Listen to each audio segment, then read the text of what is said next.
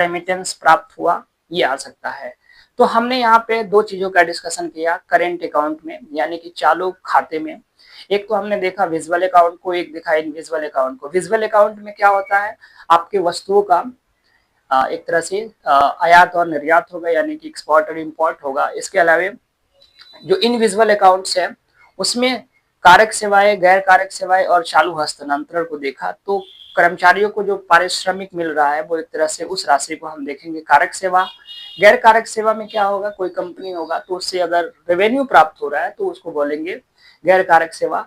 और चालू हस्तांतरण का अभिप्राय क्या है कि एक पक्षीय भुगतान है, ये मुफ्त का वितरण है। इसमें रेमिटेंस हो जाएगा, सब्सिडी, अनुदान वगैरह सब इसमें शामिल होगा।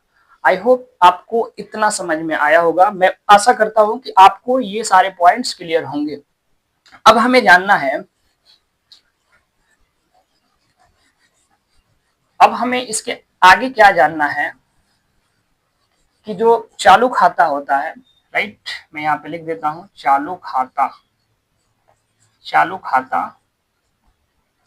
को हम कैसे दर्शा सकते हैं, यानी कि करेंट अकाउंट्स की बात हो रही है, करेंट अकाउंट्स की, तो हम इसको कैसे दिखा सकते हैं। तो इसके लिए अगर मैं बात करूं तो यहाँ पे तीन हम यहाँ पे अलग अलग कैटेगराइज में इसको डिवाइड कर सकते हैं। जैसे एक होता है आपका अधिक्य,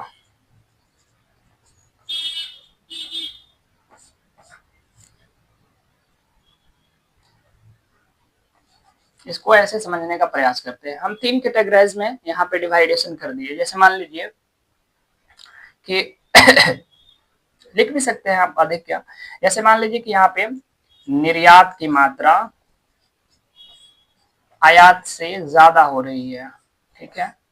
अगर एक्सपोर्ट जो है वो एक तरह से देखेंगे इंपोर्ट से ज्यादा हो रहा है तो इसको बोलेंगे कि ये व्यापारिक जो व्यापार शेष है उसका एक तरह से अधिक क्या है। यानी कि किसी भी देश के लिए अगर निर्यात यानी कि एक्सपोर्ट अगर बेहतर हो पा रहा है तो उसको देखा जाएगा कि वो अधिक की श्रेणी में आएगा, यानी कि हम इसको प्लस साइन लगा सकते हैं, ठीक है।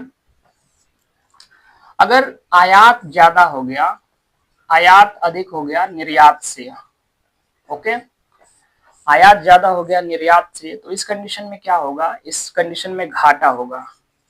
तो हम घाटे को निगेटिव से दिखा सकते हैं, ठीक है।